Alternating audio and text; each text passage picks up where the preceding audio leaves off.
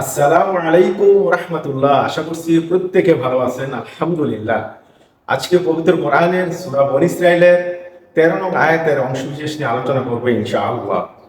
আল্লাহ সুবহানাহু ওয়া তাআলা এখানে বলেছেন, ওয়ালা তাজিরু ওয়াজিরাতু উইজরা উখরা, মানে কেউ কারো ভার গ্রহণ করবে না, কেউ কারো দায়িত্ব নেবে না। কিয়ামতের দিন কেউ কারো কোনো উপকারে আসবে না। এমনকি আমরা যে দুনিয়াতে যত খারাপ কাজ গুনাহের কাজ করি শয়তানের প্ররোচনায়, সেই শয়তানও আমাদের দায়িত্ব নেবে না।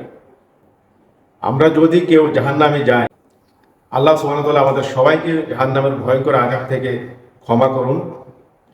তারপরেও যদি আমরা কেউ জাহান্নামে যাই, যাওয়ার পর আমরা দেখব সেখানে শয়তান আছে। শয়তানকে দেখার পর প্রথমে আমরা শয়তানের গলা চেপে ধরব এবং বলবো যে তোমার কারণে আজকে আমরা জাহান্নামে এসেছি। শয়তান তখন আমাদেরকে তিনটা প্রশ্ন করবে। কি বলবেন?